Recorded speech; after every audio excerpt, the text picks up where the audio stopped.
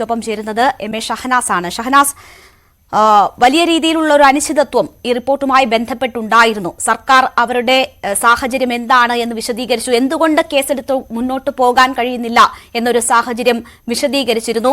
അതിൽ തുടർ നടപടികൾ ഉണ്ടാകാത്തത്, അതിൽ നടപടികൾ വേണമെന്ന് ആഗ്രഹിക്കുന്ന, ഇനി ഈ കാര്യങ്ങൾ ആവർത്തിക്കരുതെന്ന് പ്രതീക്ഷിക്കുന്ന എല്ലാവരെയും സംബന്ധിച്ച് ഒരു തിരിച്ചടിയായിരുന്നു.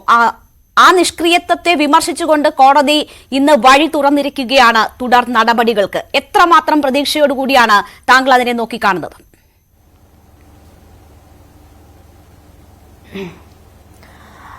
കോടതിയുടെ പ്രതികരണം സത്യം പറഞ്ഞാൽ വളരെയധികം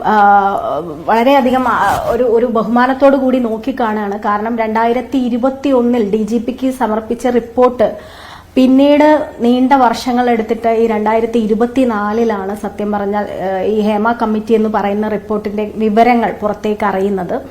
മാത്രമല്ല, ഒരു കമ്മിറ്റി ഉണ്ടാക്കുകയും അവിടെയുള്ള സ്ത്രീകൾ അനുഭവിക്കുന്ന ബുദ്ധിമുട്ടുകൾ മനസ്സിലാക്കാൻ ഒരു കമ്മിറ്റി ഉണ്ടാക്കി അവിടെ നടന്നിരിക്കുന്ന പോക്സോ കേസിന് ആസ്പദമായിട്ടുള്ള രേഖപ്പെടുത്തലുകൾ വരെയുള്ള ഒരു റിപ്പോർട്ട് ലഭിച്ചിട്ട് ഗവൺമെന്റിന്റെ ഭാഗത്തു നിന്ന് ഇത്രയും വലിയ അനാസ്ഥ ഉണ്ടായത് സത്യം പറഞ്ഞാൽ സങ്കടകരമായ കാര്യമാണ്. കാരണം തൊഴിൽ ചെയ്യുന്ന ഇടത്ത്, നമ്മുടെ കേരളത്തിൽ തൊഴിൽ ചെയ്യുന്ന ഒരു ഇടത്ത് സ്ത്രീകൾ എത്രമാത്രം അനിശ്ചിതത്വത്തിലാണ് മുന്നോട്ട് പോകുന്നത് എന്ന് അറിഞ്ഞിട്ടും ആരെ സംരക്ഷിക്കാനാണ് ഈ ഗവൺമെന്റ് ഇത്രയും കാലം അത് ഒളിപ്പിച്ചു വെച്ചത് എന്നും എന്തിനു വേണ്ടിയാണ് ഒളിപ്പിച്ചു വെച്ചതെന്നൊക്കെ സത്യം പറഞ്ഞാൽ ഇത്രയും ദിവസം ഈ കമ്മിറ്റിയുടെ റിപ്പോർട്ട് വന്നതിന് ശേഷമുള്ള ചർച്ചകളിൽ പലരും ഉയർത്തിക്കാട്ടിയ ഒന്നാണ്.